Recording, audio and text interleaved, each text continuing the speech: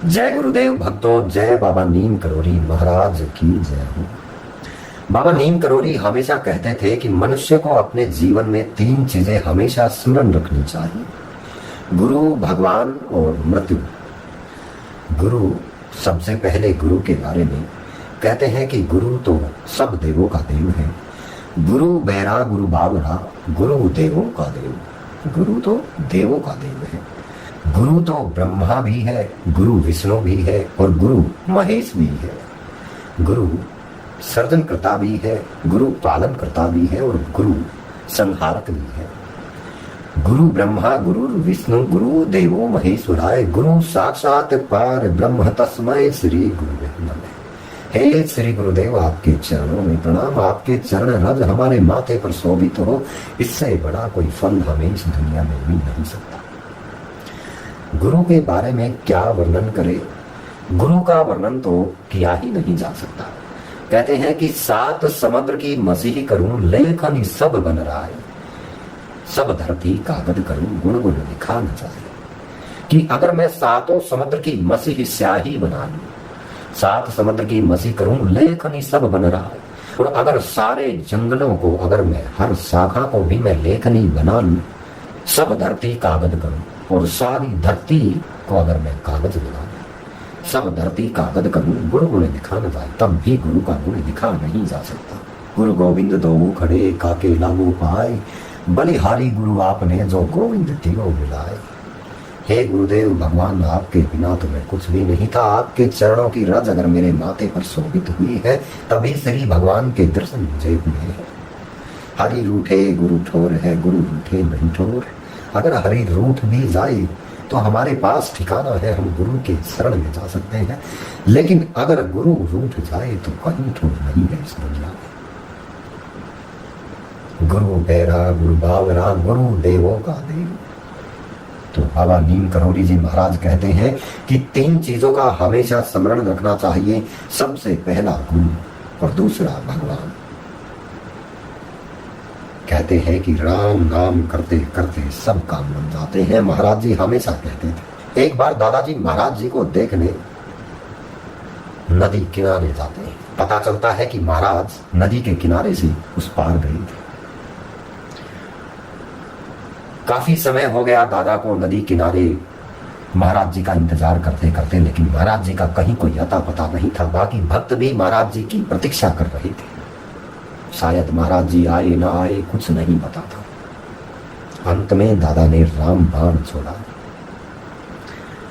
दादा ने राम की रट लगाना शुरू की। श्री राम जय राम, श्री राम जय जय राम।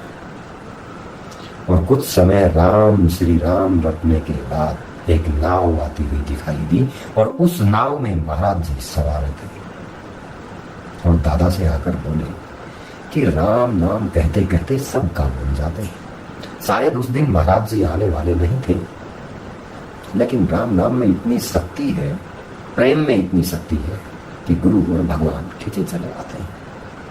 प्रेम डोर को सींचना पड़ता है, बढ़ाना पड़ता है। राम नाम के अपने भंडार में हमेशा वृद्धि करते रहना चाहिए। भगवान के नाम के ऊपर महाराज जी ने कहा है, राम का नाम लेने से विधि का लिखा कुअंक भी मिट जाता है। राम नाम में और गुरु के नाम में बड़ी ही शक्ति है। एक बार बाबा जी का एक भक्त बाबा जी के पास आता है। बाबा जी अपनी चिर परिचित मुद्रा में आधे लेटे हुए कोहनी के बल और उनका चेहरा उनकी हथेली के ऊपर टिका हुआ था। अपनी चिर परिचित मुद्रा में महाराज जी लेटे हुए थे। भक्त महाराज जी के पास आता है, बातें करता है, लेकिन अपनी परेशानी नहीं बताता। काफी समय हो गया, महाराज जी बार बार कहते और बताओ और बताओ, लेकिन भक्त अपनी परेशानी बाबा के सामने बता नहीं सका।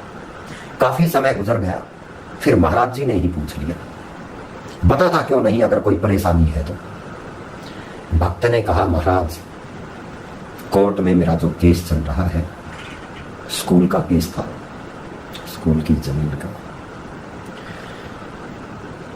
राजनीतिक बड़ी बड़ी पार्टियां विपक्ष में थी, राजनीतिक संस्थान विपक्ष में थे और अकेला एक बाबा जी का भक्त दूसरे पक्ष में। बाबा ने कहा, जा तेरी जीत होगी। भक्त को विश्वास नहीं हुआ।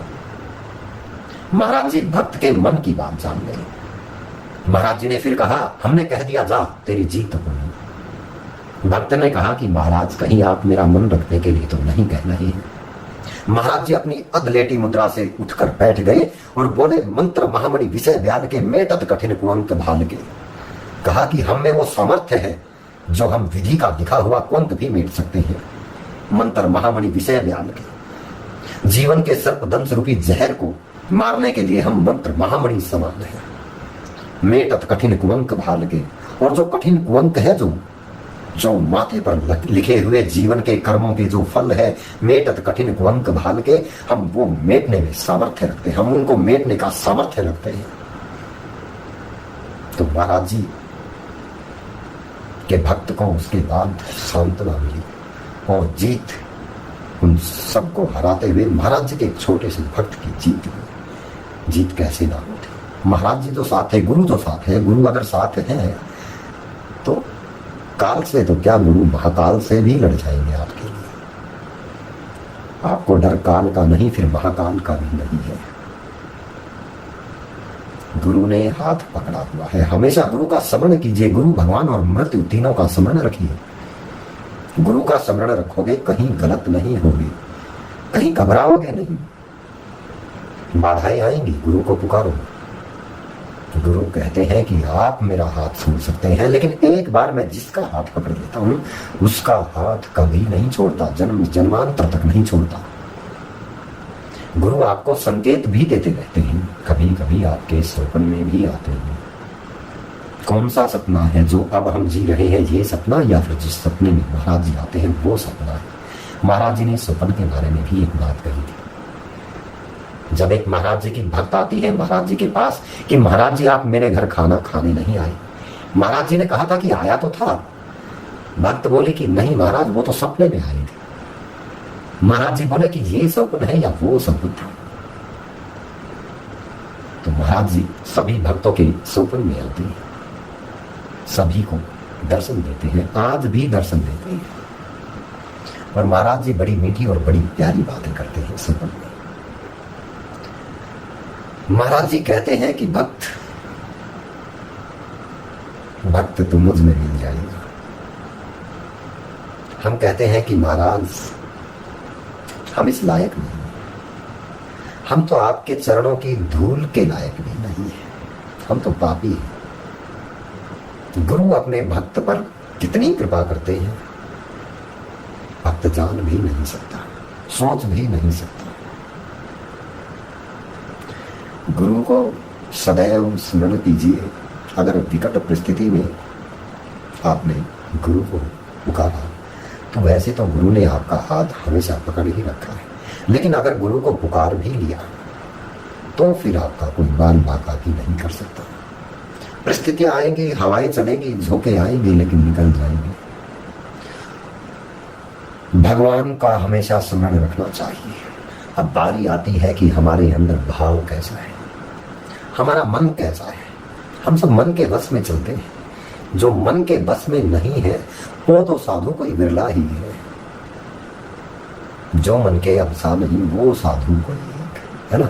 लिखा गया है कि भाव कुभाव अनख आलस हूँ, नाम जपत मंगल दिशिनस हूँ। गुरु का, भगवान का भाव से, कुभाव से, क्रोध से, लोभ से, लालच से, किसी भी प्रकार से, भाव कुभाव अनख आलस हूँ, नाम जपत मंगल दिशिनस हूँ।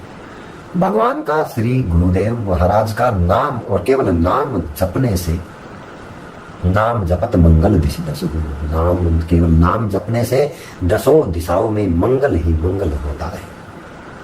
और तीसरी चीज है मृत्यु। मृत्यु को हमेशा याद रखना चाहिए। मनुष्य को अपने कर्म करते हुए, दूसरों की सेवा करते हुए ये याद रखना चाहिए कि ये संसार नाशवान है। अपने कर्मों को करते हुए मृत्यु को याद रखें और राम नाम की माला को जपते रहें। मृत्यु को याद रखने से काम, क्रोध, लोभ, मोह सब चीजों से मुक्ति मिलती है। गुरु की कृपा और मृत्यु को याद रखने से इन सब चीजों से मुक्ति मिलती है। लड़ाई झगड़े कम होते हैं, परस्पर प्यार प्रेम बढ़ता है।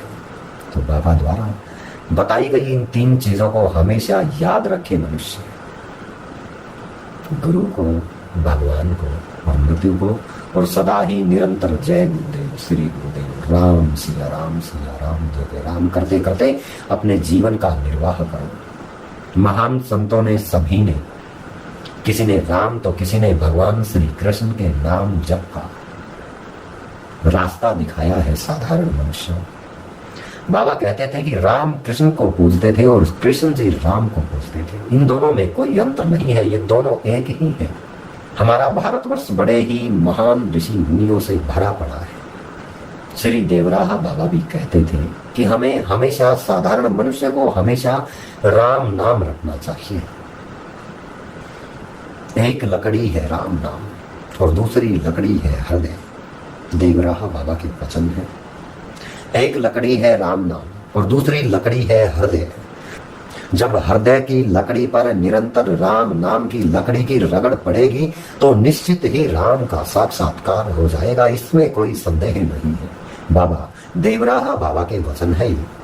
बाबा नीम करोड़ी भी यही कहते थे, और जितने भी साधु संत हैं सब राम नाम की महिमा, श्री कृष्ण जी के नाम की महिमा, किसी भी देवी देवताओं के नाम की महिमा को बड़ा महत्व बताते हैं, प्रेम का बड़ा महत्व बताते हैं, सेवा का महत्व बताते हैं। बाबा तो कहते थे कि आत्मज्ञान क्या है? दूसरों की सेवा, दूसरों की सेवा करो, आत्मज्ञान हो जाएगा, मन निर्मल हो जाएगा। राम नाम करते करते सब सेवा भाव से कार्य करो, परस्पर प्रेम बनाए रखो। गुरु का स्मरण रहे, भगवान का स्मरण रहे और मृत्यु का स्मरण रहे। जय हो।